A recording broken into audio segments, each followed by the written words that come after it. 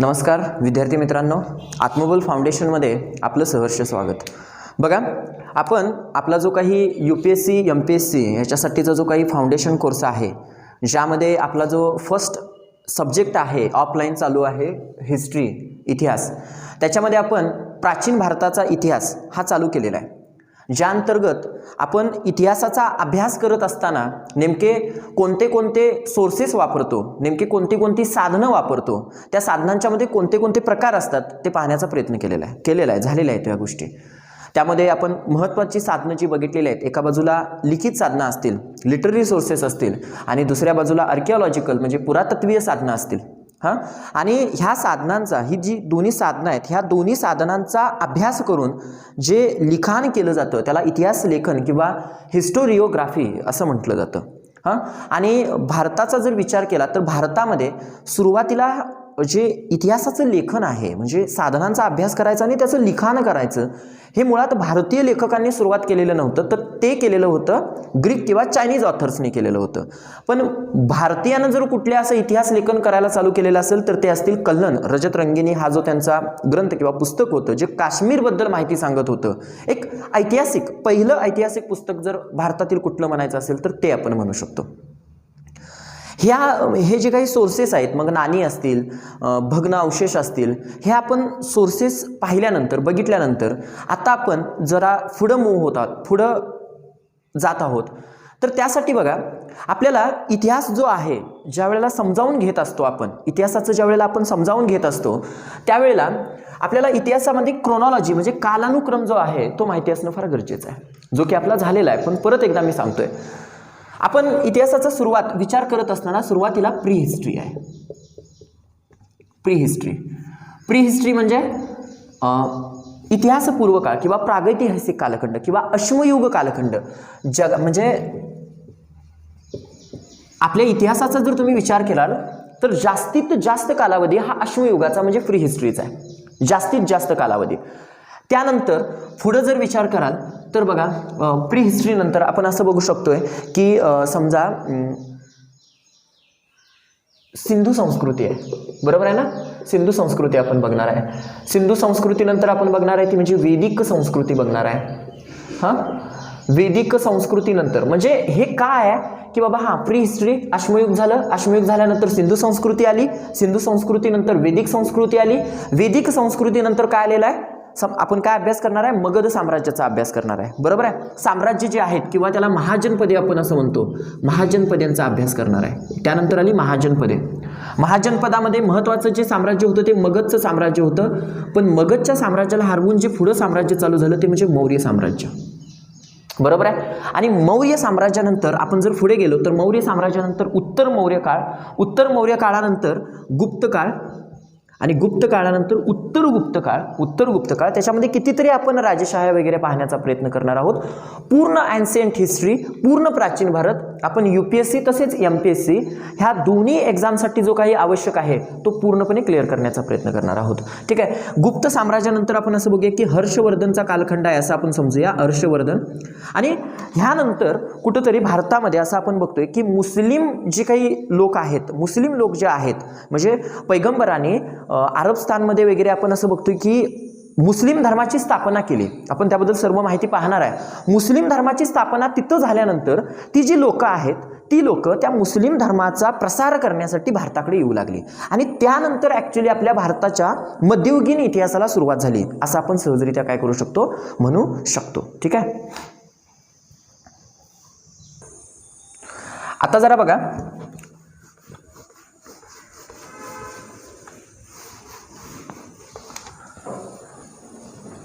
आपण सुरुवात करत असताना प्री हिस्टॉरिक इंडिया,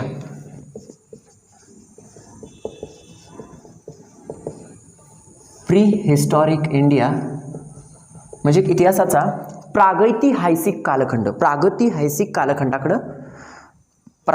कालखंडाचा आपण अभ्यास करणार आहे, ठीक आहे? प्रागैतिहासिक,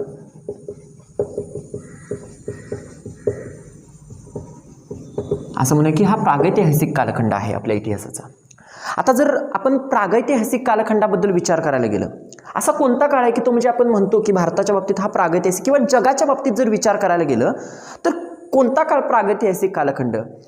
की असा कालखंड की ज्या कालखंडामध्ये माणसाचं ह्युमन इव्हॉल्युशन जे आहे, मानवाची जी उत्क्रांती आहे, ही ज्या कालखंडामध्ये मेजरली घडली, तो महत्त्वाचा कालखंड, इतिहासाचा कालखंड म्हणजे प्री हिस्टॉरिक इंडिया किंवा प्रागैतिहासिक कालखंड. म्हणजे उदाहरण काय, उदाहरण द्यायचं झालं तर आपण माणसाच्या बाबतीत बघतोय की माणूस समजा पहिल्यांदा माकड होता, बरोबर आहे, आणि माकडापासून उत्क्रांत होत तो माणूस झाला, बरोबर आहे, असं आपण म्हणू शकतो. ही सगळीच्या सगळी ऑल जी उत्क्रांतीची प्रोसेस आहे, ही सगळी उत्क्रांतीची प्रोसेस ह्या प्री हिस्टॉरिक इंडियामध्ये झालेली आहे, म्हणजे किंवा प्री हिस्टॉरिक कालखंडामध्ये झालेली आहे पूर्णपणे, बरोबर आहे. कारण की तिथून पुढं आता आपण बघतोय की इव्हॉल्युशन असं काय होत नाही की माणसाचं आणि परत काहीतरी वेगळं झालेलं आहे, नो, पण सगळंच्या सगळं इव्हॉल्युशन म्हणजे हा फार मोठा कालखंड असणार आहे. ठीक आहे. जर आपण विचार करायला गेलं तर प्री हिस्टॉरिक किंवा प्रागैतिहासिक कालखंडामध्ये माणूस होताच, बरोबर आहे ना. तर माणसाचे पुरावे, मानव आहेत असे पुरावे जर पहिल्यांदा कुठे आढळलेले असतील प्री हिस्टॉरिक इंडियामध्ये, तर ते आढळलेले आहेत. बघा काय, हा कालखंड, पहिली गोष्ट कुठली सांगितली मी, ह्युमन इव्हॉल्युशनचा कालखंड आहे. ह्या कालखंडामध्ये ह्युमन इव्हॉल्युशन घडली, म्हणजे मानवी उत्क्रांती घडली, मानवाची उत्क्रांती. दुसरी महत्वाची गोष्ट, प्री हिस्टॉरिक इंडियामध्येच, प्री हिस्टॉरिक इंडिया नाही, प्री हिस्टॉरिक कालखंडामध्ये मानवाचे जर पुरावे कुठे पहिल्यांदा सापडलेले असतील तर ते मानवाचे पुरावे पहिल्यांदा सापडलेले आहेत आफ्रिकेमध्ये. आफ्रिका पुरावे सापडलेले आहेत. अंदाजे सर्वसाधारणपणे आपण असं बघतोय 6 million years ago, 6 million years ago. आता मिलियनचा अर्थ तुम्ही कमेंटमध्ये सांगा, ठीक आहे. 6 मिलियन वर्षापूर्वी, 6 मिलियन इयर्स ॲगो, 6 मिलियन वर्षापूर्वी, इयर्स म्हणजे वर्षापूर्वी आपल्याला आफ्रिकेमध्ये मानवाचे पुरावे आढळलेले होते, जगाच्या बाबतीत विचार केला तर. पण आपण ज्या एक्झामसाठी फोकस करतोय, UPSC किंवा MPSC, तिथं जास्त करून जो फोकस करायचा आहे तो इंडियाच्या कालखंडाबद्दल, इंडियाच्या प्री हिस्टॉरिक कालखंडाबद्दल, भारताबद्दल आपल्याला माहिती घ्यायची आहे. ठीक आहे. दुसरी महत्त्वाची गोष्ट म्हणजे हा जो कालखंड आहे, ह्या कालखंडामध्ये मानवानं सगळ्यात महत्त्वाची गोष्ट जर कोणती वापरलेली असेल, कारण की ह्युमन इव्हॉल्युशनचा कालखंड होता, माणूस काय असा पूर्ण डेव्हलप झालेला नव्हता, माणूस इव्हॉल्व होत होता, उत्क्रांत होत होता. आणि ह्या कालखंडामध्ये माणसानं जे महत्त्वाचं हत्यार जे वापरलेलं होतं, टूल्स जे वापरलेलं होतं, ते होतं स्टोन, म्हणजे दगड, किंवा त्याला आपण अश्म असं म्हणतो, बरोबर आहे ना. मानवानं महत्त्वाचं हत्यार जे वापरलेलं होतं ते स्टोन होतं, दगड होतं. म्हणूनच ह्या कालखंडाला, हा जो कालखंड आहे, ह्या कालखंडाला आपण अश्मयुग किंवा त्याला आपण स्टोन एज असं म्हणतो. हा जो कालखंड आहे महत्त्वाचा आपल्या इतिहासातला, त्याला स्टोन एज किंवा अश्मयुग असं म्हटलं जातं. लक्षात ठेवा, हा फार महत्त्वाचा कालखंड आहे आणि आपण पहिल्यांदा ह्या कालखंडाचा पूर्ण अभ्यास करणार आहे. प्री हिस्टॉरिक म्हणजे प्रागैतिहासिक कालखंड किंवा ज्याला आपण स्टोन एज म्हणतो, अश्मयुग म्हणतो, ह्याचा पहिल्यांदा थोडासा अभ्यास करणार आहे आणि मग आपण पुढं मूव्ह होणार आहे. ठीक आहे, ओके.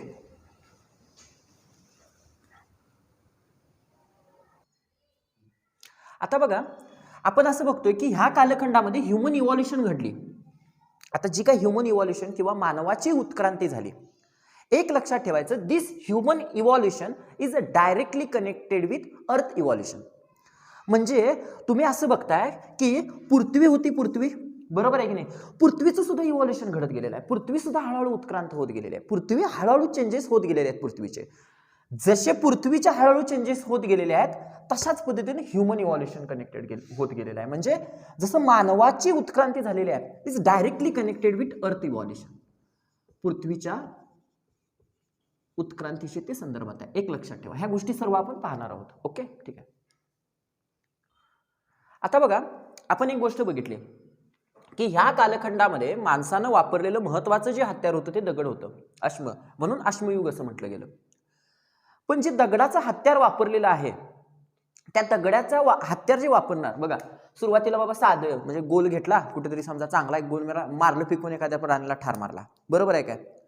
हळूहळू समजलं, अरे तसा तो प्राणी मरत नाही, ते पळून जाते तरी सुद्धा, मग त्याला जरा टोक लावूया, टोक करूया तयार, बरोबर आहे की नाही. असं हळूहळू म्हणजे सुधारत गेलीत, म्हणजे काय, हळूहळू या स्टोन टूल्समध्ये बदल झाला. म्हणजे युग कसलं होतं हे, प्री हिस्टॉरिक म्हणजे प्रागैतिहासिक अश्मयुगच होतं, दगडच वापरले. पण पहिल्यांदा दगड जरा ओबडधोबड कसे पण वापरले, जे आहेत ते नॅचरल अवस्थेतले दगड वापरले. मग समजा जरासं बाबा छोटे हळूहळू लहान लहान दगड वापरत गेले, म्हणजे स्टोन एजच, पण त्याच्यामध्ये फरक, स्टोन्सच्या टूल्समध्ये फरक गेला ना, फरक पडत गेला. मग जशा पद्धतीनं स्टोनच्या टूल्समध्ये फरक पडत गेला, तशाच पद्धतीनं ह्या कालखंडाचे म्हणजे ह्या अश्मयुगाचे स्टोन एजचे वेगवेगळे भाग पाडण्यात आले. ठीक आहे, as per the stone tools, म्हणजे तुम्ही जसं दगडाची हत्यारं वेगवेगळी वापरत गेला तशा पद्धतीनं ते वापरत गेले. ठीक आहे, ओके, एक मिनिट. आता जरा बघा, आपण इतिहासाचं मी काय म्हटलं की डिव्हिजन करणार आहे, म्हणजे प्री हिस्टॉरिक ह्या कालखंडाचं डिव्हिजन करणार आहे. कशाच्या आधारावर? जी आपण टूल्स वापरली ती टूल्स चेंज होत गेली, तशा पद्धतीनं तो कालखंड आपण विभागला. आता हा कालखंड विभागत असताना आपण मेजरली त्याला 4 प्रकारे विभाजन करूया, किंवा अशा मी अशा पद्धतीने लिहितो बघा. पहिला म्हणजे पॅलोलिथिक.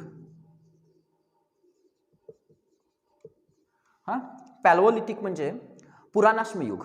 पुराणाश्म सगळ्यात जुनं पुराणाश्म युग.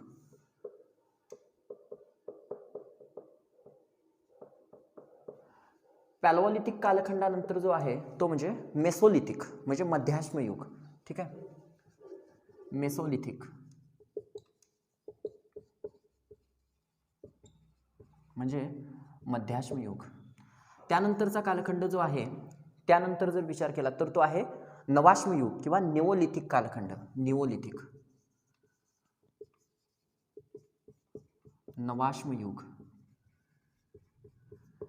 ह्या कालखंडानंतर आपण असं बघतोय की माणूस म्हणजे हेच अश्मयुगच, पण तांब्याच्या हे वापरायला लागला. ठीक आहे, तांब्याचे हे वापरायला लागला, तर ते आहे चाल्कोलिथिक, म्हणजेच काय, ताम्रपाषाण युग.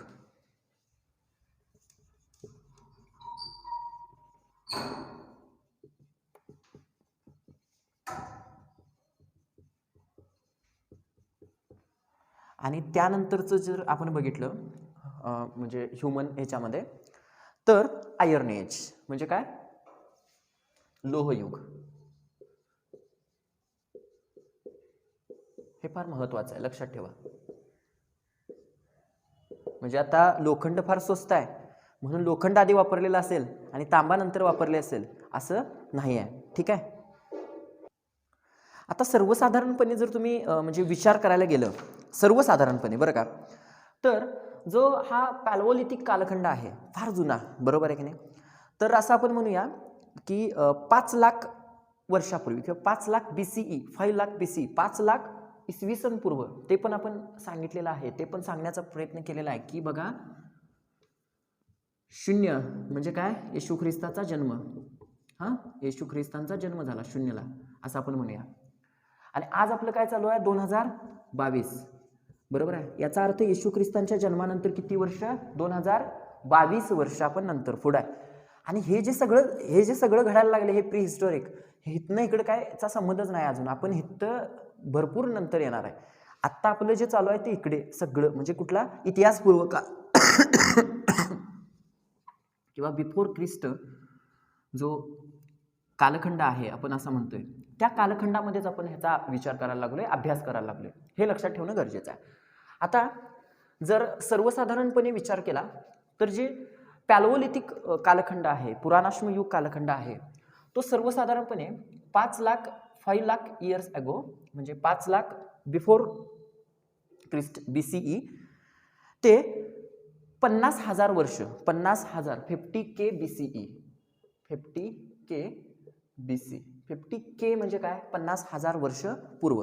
याचा अर्थ असा की बघा, असं आपण धरूया 5 लाख वर्षापूर्वी काहीतरी काय झालं, हे पुराणाश्म युग चालू झालं 5 लाख वर्षापूर्वी. ठीक आहे, भारताच्या विषयी आपण बघतोय, हे इंडियाच्या विषय आहे सगळं, NCERTतलं. 5 लाख वर्षापूर्वी पुराणाश्म युग चालू झालं, मग हळूहळू माहिती आहे ना, कमी कमी कमी कमी ते होत गेलं, माहिती आहे ना, मग कुठंतरी शेवटी कुठं आलं, ते 0ला आलं, मग कमी कमी कमी कमी होत आलं ते 50,000ला. बघा, 50,000 कालखंड कुठेतरी आला. हा एवढा कालखंड म्हणजे काय, पॅलोलिथिक पुराणाश्म युग, म्हणजे इतिहासाचा केवढा मोठा कालखंड हा इथं आहे बघा, केवढा मोठा कालखंड, बरोबर आहे का, 50,000 पूर्वपर्यंत, हे लक्षात ठेवणं गरजेचं आहे. त्यानंतर आपण जर विचार केला किंवा पॅलोलिथिक कालखंड ॲक्च्युली पूर्ण म्हणाल तर तो 10 म्हणजे 1000 वर्षापूर्वीपर्यंत आहे. ह्याच्याने परत आपण डिव्हिजन करणार आहे ते त्यावेळेला आपण हे बघूया, म्हणजे 50K वगैरे ते नंतरची गोष्ट आहे, ह्याचे डिव्हिजन केल्यानंतर. पण ओरिजिनली जे पॅलोलिथिक कालखंड पुराणाश्म युग जे आहे ते असं आपण बघतो की 10,000 वर्षापर्यंत हेच चालू होतं. कुठलं चालू होतं? पुराणाश्म युगच चालू होतं. त्यानंतर आपण असं बघतोय की 10,000 10K ते 8K म्हणजे 2000 वर्षाचा कालखंड आपण म्हणतोय. हां, म्हणजे हे 50 नाही तर 10 पर्यंत म्हणा. 10 पर्यंत हा कालखंड कुठला आहे? पॅलोलिथिक पुराणाश्म युगच आहे फक्त. तिथनं पुढं 10,000 ते पुढं असं कमी कमी कमी होताना आणि कधीतरी 8,000 आला असणार ना. ही एवढा कालखंड म्हणजे काय? मध्याश्म युग किंवा त्याला काय आपण म्हणतोय? मेसोलिथिक कालखंड म्हणतोय. ठीक आहे. आणि त्यानंतर आपण जर बघितलं तर हे जे काही निओलिथिक स्टोन एज आहे, हे निओलिथिक स्टोन एज, हे निओलिथिक स्टोन एज सर्वसाधारणपणे 8K ते 3500 BC, 3500 BC मला वाटते समजलं असेल. 3500 BC म्हणजे हे मागच आहे, इकडंच आहे अजून आपलं, म्हणजे 8,000 वर्ष कधीतरी असणार आणि पुढं पुढं कमी कमी कमी होत गेल्यामुळे ते 3500 आलेलं असणार आहे. हा एवढा कालखंड म्हणजे निओलिथिक कालखंड किंवा त्याला आपण नवाश्म युग असं त्याला आपण म्हणू शकतो. ठीक आहे. आणि सर्वसाधारणपणे चाल्कोलिथिक कालखंड जर बघितला, चाल्कोलिथिक कालखंड, आता चाल्कोलिथिक कालखंड जरी आपण विचार केला तरी चाल्कोलिथिक कालखंड काय निओलिथिक कालखंड झाल्यानंतर झालाय असं नाही. म्हणजे असं काय झालंय का की माणसानं आता इथनं पुढं चला असा एक दिवस आलाय काय, चला आजपासून दगडाची हत्यारं बंद, म्हणजे बरोबर 3500 वर्षानंतर, बरोबर आहे काय, आणि उद्यापासून तांब्याची आणि दगडाची हत्यारं वापरायला चालू, असं नाही आहे. असं नाही आहे. तर सर्वसाधारणपणे जर विचार करायला गेलं 5K म्हणजे 5000 वर्षापूर्वी ताम्रपाषाण युग चालू झालं. म्हणजे काही ठिकाणी आपण असं बघतो की नवाश्म युगातच ताम्रपाषाण युग, नवाश्म युगातच भाग एक ताम्रपाषाण युग, 5K ते 2800 BC. ठीक आहे. हे आपण सर्व गोष्टी नंतर इंटरलिंक्ड करून एकामेकाला पाहणार आहोत. त्यावेळी तुम्हाला हे सर्व गोष्टी ज्या आहेत त्या सहजरित्या समजू शकतात. पण एक लक्षात ठेवा, हे फार महत्त्वाचं आहे, आपण हे जे सगळं आहे हे लक्षात ठेवायचं, हे सगळं स्टोन एज आहे. हे सगळंच्या सगळं काय आहे? अश्मयुग आहे. इथं कुठंही आपण म्हणजे ह्या न्यू एराबद्दल जे आहे पुढं त्याच्याबद्दल बोललेलो अजून नाही आहे. हे लक्षात ठेवा, हे स्टोन एजच आहे. आता सर्वसाधारणपणे जर विचार करायला गेलं तर ह्या कालखंडामध्ये म्हणजे पॅलोलिथिक किंवा पुराणाश्म युगामध्ये सर्वसाधारणपणे जे काही दगडाचा हातारे वापरलेले होते ते क्रूड स्टोन्स म्हणजे काय, जे नैसर्गिक अवस्थेत जे स्टोन्स सापडायचे, नैसर्गिक अवस्थेत म्हणजे जे नैसर्गिक अवस्थेत सापडायचे तेच स्टोन्स ह्या कालखंडामध्ये वापरलेले आपण माणसानं बघतोय. कसले कुठले? क्रूड स्टोन्स म्हणजे नैसर्गिक अवस्थेतले, म्हणजे जे काय बाहेर सापडणार आहे ते डायरेक्टली माणूस घ्यायचा आणि एखाद्या प्राण्यावर फेकून मारायचा आपण जगण्यासाठी, शिकार करण्यासाठी ह्या कालखंडामध्ये. त्याचबरोबर आणखीन एक फार महत्त्वाची गोष्ट आहे ती म्हणजे ह्या कालखंडामध्ये, पॅलोलिथिक कालखंडामध्ये, पुराणाश्म युग कालखंडामध्ये माणसानं वापरलेलं सर्वात मोठं महत्त्वाचं हत्यार कुठलं, याच्यावर प्रश्न विचारला गेलेला आहे. सर्वात महत्त्वाचं हत्यार जर कुठलं ते होतं ते म्हणजे हँडॅक्स म्हणजे काय, किंवा त्याला हँडॅक्सच म्हणू शकतो आपण. हँडॅक्स म्हणजे हातकुऱ्हाड, म्हणजे दगडाची कुऱ्हाड, खरं हातकुऱ्हाड समजलं ना, असं फेकून मारण्यासाठी हातकुऱ्हाड हे महत्त्वाचं हत्यार ह्या कालखंडामध्ये वापरलेलं आपण बघतोय. दुसरी महत्त्वाची गोष्ट ती म्हणजे ह्या कालखंडामध्ये जो काही माणूस होता तो काय लगेच घरं वगैरे बांधायला चालू केलेला असेल काय, नाही. ह्या कालखंडामध्ये माणूस महत्त्वाचं म्हणजे फूड गॅदरर्स म्हणजे अन्न संग्रहक होता. फक्त काय करायचा? अन्न गोळा करायचा. अन्नासाठीचं नियोजन सगळं चालू होतं फक्त, बाकी काही नाही. जसं आता एखाद्या प्राण्यांचं चालू असते बघा, अन्नासाठी काहीतरी कुठेतरी वनवन फिरत असतात, सेम तशीच कंडिशन ह्या कालखंडामध्ये माणसाची होती. म्हणजे ह्या कालखंडामध्ये माणूस महत्त्वाचा म्हणजे फूड गॅदरर्स होता. फूड गॅदरर्स होता म्हणजे अन्न संग्रहक होता, अन्नाचं संग्रहण करायचा. बस इथे लिहितो मी, अन्न संग्रहक. ओके. त्यानंतर आपण इतिहासाचा, मला वाटतं हे समजलं असेल आपल्याला, ह्या कालखंडामध्ये माणूस फक्त फूड गॅदरर्स होता. पुढे जर विचार करायला गेला तो म्हणजे मेसोलिथिक कालखंड किंवा ज्याला आपण मध्याश्म युग म्हणतोय, हा फार महत्त्वाचा कालखंड आहे आपल्या पृथ्वीच्या हे आपल्या ह्युमन इव्हॉल्युशनमध्ये किंवा स्टोन एजमध्ये. आता ह्या कालखंडामध्ये माणूस मायक्रोलिथ्स वापरायला लागला, म्हणजे छोटी हत्यारं, दगडाचीच हत्यारं वापरणार आहे पण जरा छोटी हत्यारं वापरायला लागला. ह्या कालखंडामध्ये तो क्रूड स्टोन्स वापरायचा, म्हणजे मोठी मोठी हत्यारं वापरायचा, जे नैसर्गिक अवस्थेत दिसणार आहे तेच वापरायचा डायरेक्टली. ह्या कालखंडामध्ये मात्र बघा, म्हणून मेसोलिथिक म्हटलं ना, मायक्रोलिथ्स वापरायला लागला ह्या कालखंडामध्ये माणूस, मायक्रोलिथ्स. ठीक आहे, म्हणजे छोटी छोटी हत्यारं जरा लहान व्हायला लागली, आता मायक्रोलिथ्स वापरायला लागला, म्हणजे स्मॉल, लहान असणारी. त्यानंतर सगळ्यात महत्त्वाची गोष्ट म्हणजे हँडल, सॉज, म्हणजे ते आपण बघणार आहे पुढं पुढं कोणती कोणती वेगवेगळे आणखीन हत्यारं वापरायला लागला. पण महत्त्वाचं म्हणजे ह्या कालखंडामध्ये माणूस पुढं जाऊन पशुपालन म्हणजे डोमेस्टिकेशन करायला लागला. डोमेस्टिकेशन म्हणजे पशुपालन करायला लागला. पशुपालन सुरू झालं. पहिल्यांदा फूड गॅदरर्स होता, ह्या कालखंडामध्ये माणूस काय करायला लागला, डोमेस्टिकेशन म्हणजेच पशुपालन करायला लागला. ठीक आहे, पुढं जसा कालखंड गेला तशा पद्धतीने एक लक्षात ठेवायचं की दगडाच्या हत्यारामध्ये पण काय होत गेलाय, बदल होत गेलाय.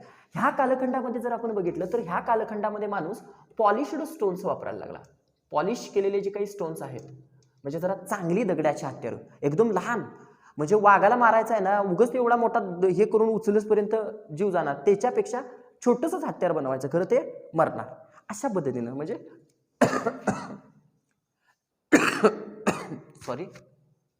पॉलिश्ड स्टोन वापरायला लागला. आणि ह्या कालखंडामध्ये अगदी महत्त्वाची गोष्ट ती म्हणजे दुसरी, ह्या कालखंडामध्येच माणसाच्या ॲग्रिकल्चरला सुरुवात झाली, म्हणजे शेतीला सुरुवात झाली. ॲग्रिकल्चर प्रारंभ झाला, शेती सुरू झाली. शेती, कृषी म्हणू शकता, शेती म्हणू शकता. ठीक आहे, ॲग्रिकल्चर सुरुवात झालं ह्याच कालखंडामध्ये, निओलिथिक कालखंडामध्ये. त्यानंतर पुढचा जो कालखंड आहे तो म्हणजे चाल्कोलिथिक कालखंड, किंवा त्याला ताम्रपाषाण युग असं आपण म्हणू शकतो. ह्या ताम्रपाषाण युगामध्ये सगळ्यात महत्त्वाची गोष्ट अशी आहे, ताम्रपाषाण युगामध्ये हत्यारं तर बदललीच, म्हणजे हत्यार आता कॉपर विथ कॉपर वापरायला लागली, म्हणजे कॉपर आणि स्टोन ह्या दोन्हींची, म्हणजे कॉपरचा शोध लागलेला होता ह्या कालखंडामध्ये. बघा, हत्यारांच्या आधारावरच हे केलेलं आहे ना क्लासिफिकेशन. हत्यारं बदलत गेल्यात बघा, आणि हत्यारं जशी बदलत गेल्यात तसं माणसाचं काम पण बदलत गेले. बरोबर आहे की नाही, माणसाचं काम पण बदलत गेले. दुसरी गोष्ट, ह्या कालखंडामध्ये माणूस कॉपर आणि स्टोन ह्याची एकत्रितपणे हत्यारं वापरायचा. आणि ह्याच ताम्रपाषाण किंवा चाल्कोलिथिक एजमध्ये सेटलमेंट स्टार्टेड म्हणजे काय, आता लोक बघा, पहिल्यांदा फूड गॅदरिंग, फक्त अन्न गोळा करायचा, नंतर डोमेस्टिकेशन, पशुपालन करायला लागला, नंतर ॲग्रिकल्चर, शेती करायला लागला. आता शेतीला त्याला एक समजायला लागलं, जर शेती करायची असेल तर एका ठिकाणी राहायला पाहिजे. बरोबर आहे, आणि एका ठिकाणी राहायला बेसिकली जर आपण विचार केला तर चाल्कोलिथिक एज म्हणजे ताम्रपाषाण युगामध्ये सेटलमेंट स्टार्ट. बरोबर आहे, म्हणजे माणूस एका ठिकाणी राहायला चालू केला. पुढे जर आपण विचार केला आयर्न एजमध्ये काय असणार आहे, जनरली आयर्नचा शोध लागलेला आहे. बरोबर आहे, आणि आपण आणखीन एक गोष्ट असं म्हणू शकतो ह्या कालखंडामध्ये की संस्कृती उदयाला आल्या. वेगवेगळ्या ज्या पुढे आपण संस्कृती बघणार आहे ना, त्या संस्कृती, मोठी मोठी शहरं उदयाला आली, कारण राहू लागला, मग आता जरा एकत्र जास्त लोक यायला लागली, सो संस्कृती उदयाला आल्या. सिव्हिलायझेशन याला आल्या, सिव्हिलायझेशन डेव्हलप झाल्या, लक्षात ठेवा. आणि भारताविषयी जर तुम्ही विचार केला तर भारताच्या इतिहासाविषयी जर तुम्ही व्यवस्थित अभ्यास कराल तर भारत सुरुवातीला सिव्हिलायझ्ड होता, पूर्णपणे सिव्हिलायझ्ड होता, नंतर अनसिव्हिलायझ्ड झाला. म्हणजे सिंधू संस्कृतीचा कालखंडाचा जर आपण अभ्यास केला तर भारत महत्त्वाचं म्हणजे जगाच्या दृष्टीनं फार सिव्हिलायझ्ड देश होता. पण काही विशिष्ट कालखंडानंतर भारत काय झाला, अनसिव्हिलायझड झाला. आणि आत्ता आपलं जे काम चालू आहे सिव्हिलायझड याच्याकडे आपण जायला सुरू आहे. आपलं जे संविधान वगैरे आहे याच्या आधारे म्हणा आपण कुठं निघत आहोत, आता सिव्हिलायझेशनच्या कंडिशनकडे जात आहोत, प्रवास चालू आहे, याचा अर्थ गेलेलो नाही. लक्षात ठेवा, हे फार महत्त्वाच्या गोष्टी आहेत. प्लस आणखीन एक महत्त्वाची गोष्ट, हे कालखंड बदलत गेले तशी हत्यारं बदलत गेली, हे तर बरोबरच आहे, पण त्याचबरोबर माणसाचा जो मेंदू आहे किंवा माणसाची शरीराची जी रचना आहे, म्हणजे आपण असं बघतोय बघा, माणसाचा मेंदू पहिल्यांदा जरा डोकं जरा मोठं होतं, बरोबर आहे काय, मेंदू मात्र लहान होता, हे सुद्धा डेव्हलप होत गेले की नाही, बरोबर आहे की नाही, माणसाचे ती इव्हॉल्युशन होत गेले, होमोसेपियन्स निएंडरथल हे बघितले ना आपण, हे पण आपण ह्याच्यातच बसवतोय. कारण कसं एक लक्षात ठेवा, जशा पद्धतीनं हे माणूस हे बदलत होता, म्हणजे बाबा फूड गॅदरर्स, त्याला पहिल्यांदा वाटलं आपण फूड गॅदरिंग नुसतं करूया, नंतर काही वेळानंतर डोमेस्टिकेशन करूया, हे होत असताना म्हणजे आपण असं म्हणू शकत नाही की तोच माणूस होता, तोच म्हणजे इथं जो माणूस होता तशाच पद्धतीचा माणूस इथं होता आणि त्यानं फूड गॅदरिंग केलं, त्याच माणसानं पुढे डोमेस्टिकेशन केलं, असं नाही. तर ह्याच्या शारीरिक रचनेमध्ये, ह्याच्या मेंदूच्या रचनेमध्ये सुद्धा बदल झालाय.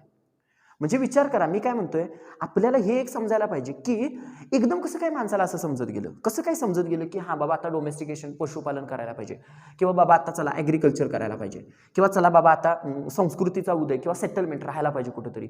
तर त्याचबरोबर माणसाच्या मेंदूचा किंवा त्याच्या शारीरिक रचनेचा सुद्धा इतिहास ह्याच बरोबर होत गेलेला आपल्याला पाहायला मिळतं. समजतात हे 4 कलखंड? ठीक आहे, ओके.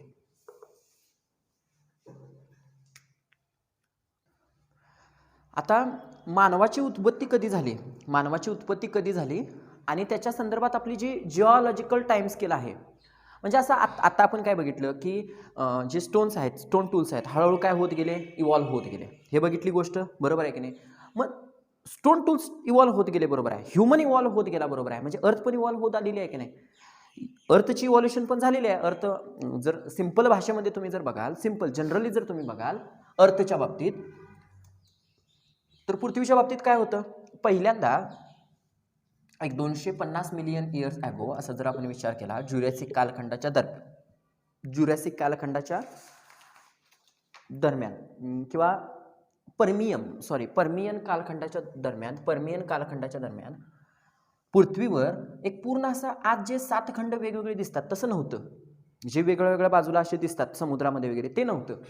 तर एकाच ठिकाणी अशा पद्धतीने एक भाग होता, त्याचं नाव होतं पॅन्जिया, त्याला म्हणायचे पॅन्जिया. हां, एक विशिष्ट काळ गेला, म्हणजे 50 मिलियन इयर्स ॲगो, मिलियन वर्ष गेले. विशिष्ट काळ गेल्यानंतर काय झालं, ह्याचे 2 भाग झाले, ह्या पॅन्जियाचे 2 तुकडे पडले. ह्याच्या बाहेर एक जे हे पाणी होतं, म्हणजे आतमध्ये जमीन होती, ही पूर्ण जमीन एक होती, त्याला पॅन्जिया नाव होतं, आणि हे जी पूर्ण जमीन होती त्या जमिनीला नाव होतं पॅन्थॉलॉजा. हां, पॅन्थॉलॉजा म्हणजे समुद्र, जे पाण्याचा भाग आहे त्याला पॅन्थॉलॉजा. त्यानंतर आपण असं बघतोय की काही विशिष्ट काळानंतर हे कट झालं, हे एकमेकांच्या मध्ये कट झालं आणि वरचा भाग आणि खालचा भाग अशा पद्धतीनं कट झालं. जो काही आपला वरचा भाग होता त्याला नाव होतं ल्युरेशिया, ह्या वरच्या भागाला नाव होतं ल्युरेशिया, आणि खालच्या भागाला नाव होतं गोंडवाना. हां, वरच्या भागाला नाव होतं ल्युरेशिया, खालील भागाला नाव होतं गोंडवाना. आणि ह्या दोघांच्या मध्ये हा जो हे पाण्याचा भाग आहे तिथं होता टेथिस सी.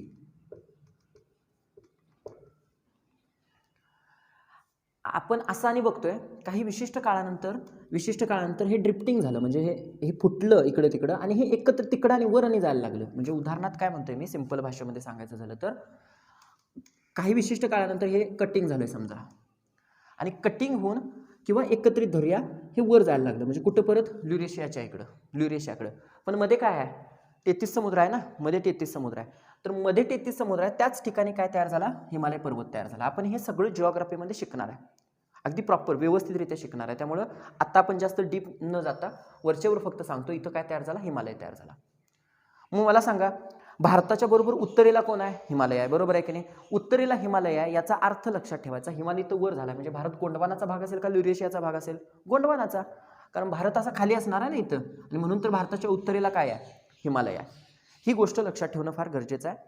ठीक आहे, आता आपण जास्त ह्यामध्ये हे करायला नको, कारण ह्या जिओग्राफीच्या टेक्निकल गोष्टी आहेत, त्या आपण जिओग्राफीमध्ये पाहण्याचा प्रयत्न करूया.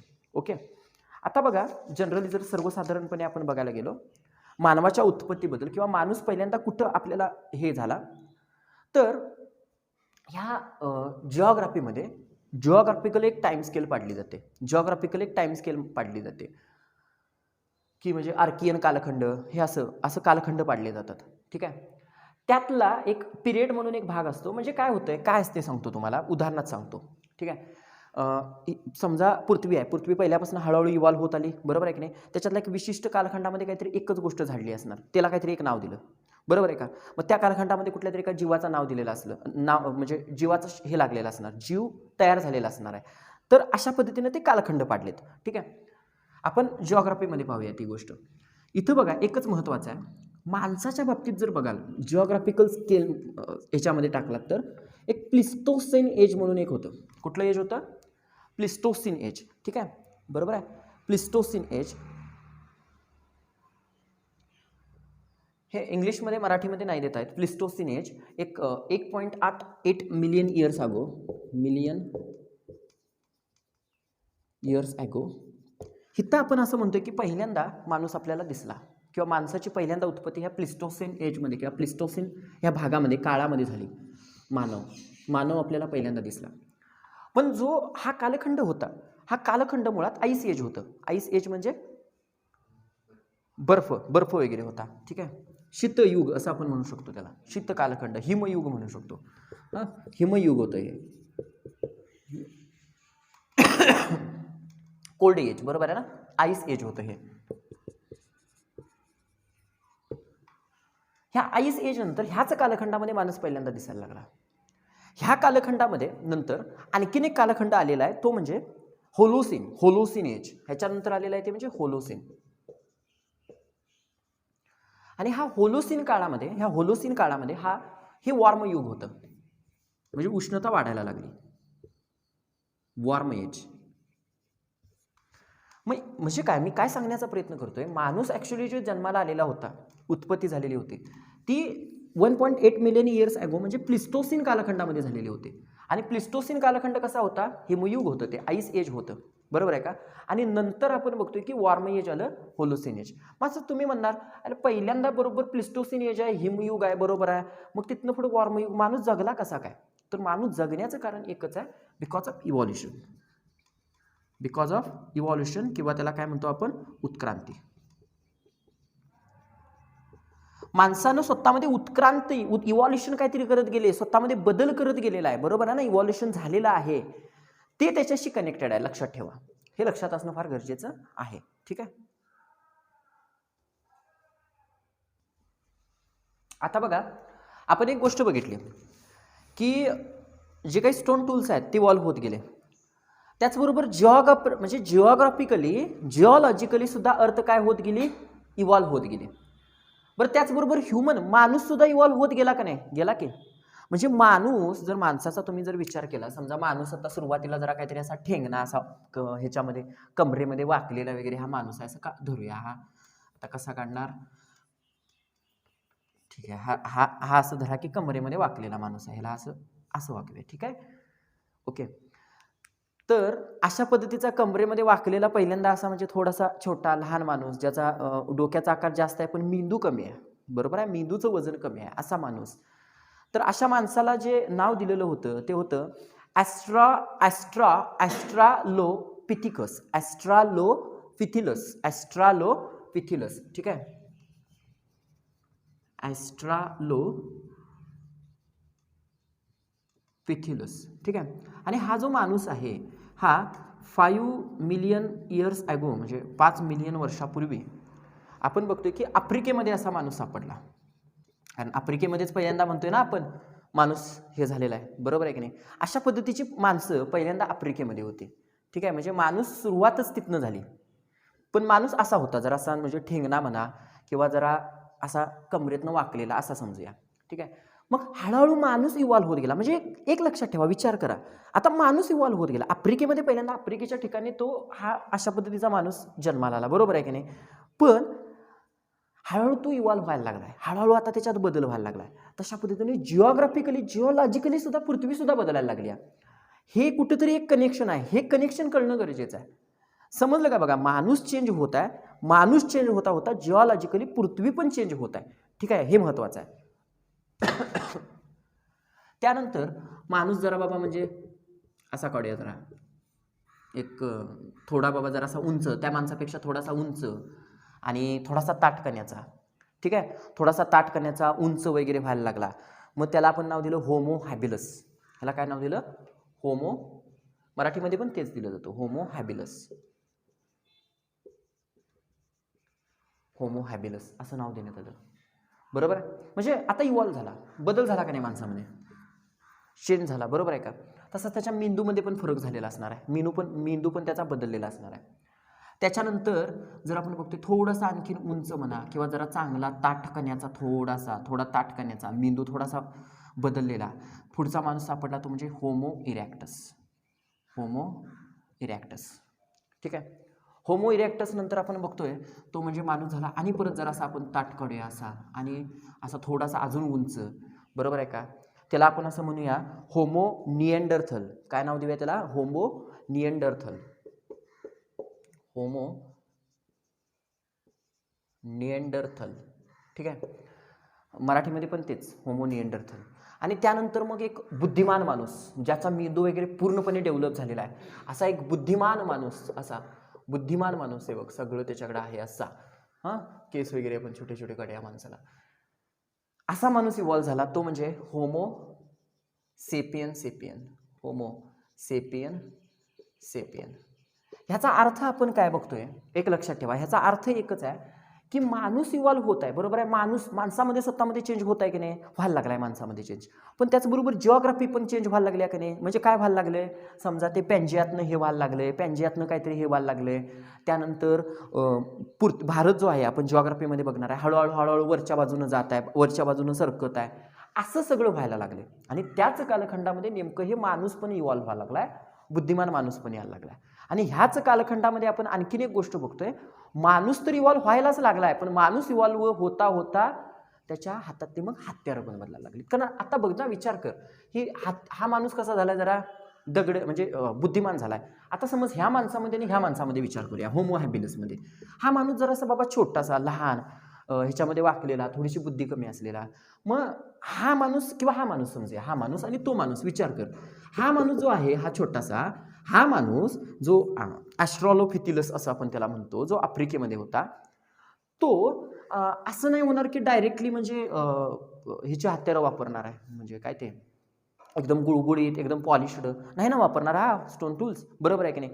मग तशी स्टोन टूल्स कोण वापरणार, तर हा व्यक्ती वापरणार, हा जो व्यक्ती आहे ना, हा व्यक्ती वापरणार. म्हणजे या सगळ्यांनी स्टोन टूल्स वापरल्यात, सगळ्यांनी स्टोन टूल्स वापरल्यात, पण ह्यानं जरा कमी हिची वापरली प्रतीची. ह्याच्यामध्ये माणसामध्ये स्वतःमध्ये डेव्हलप होत गेली, जरा माणसानंच जरा चांगल्या प्रतीची हे वापरायला चालू केली. परत ह्यानं जराशी वेगळ्या पद्धतीची हत्यारं वापरायला चालू केली, ह्यानं म्हणजे हत्यारांच्या मध्ये सुद्धा बदल होत गेला, माणसामध्ये पण बदल होत गेला आणि जिओलॉजिकली पण बदल होत गेला. दिस इज व्हेरी मच इम्पॉर्टंट. आणि मग इतिहासकारांनी ह्या सगळ्याचं काय केलेलं आहे, कनेक्शन केलेलं आहे, आणि मग तो इतिहास आपल्यासमोर मांडण्याचा प्रयत्न केलेला आहे. ठीक आहे, बघा आपण ह्या व्हिडिओमध्ये हिस्ट्रीमधला जो महत्त्वाचा पॉईंट आहे, प्री हिस्टॉरिक कालखंड, त्याला सुरुवात केलेली आहे, त्याला सुरू झालेला आहे. त्या कालखंडाची थोडीशी आपण फक्त एक इन्फॉर्मेशन, माहिती घेण्याचा प्रयत्न केलेला आहे. बघा, जे विद्यार्थी UPSC तसेच MPSCचा अभ्यास करत असतील त्या विद्यार्थ्यांच्यासाठी ही माहिती ही अत्यंत गरजेची असते, आवश्यक असते. त्या सर्व विद्यार्थ्यांनी आमच्या चॅनेलला सबस्क्राईब करा, लाईक करा, त्याचबरोबर शेअर करा. धन्यवाद.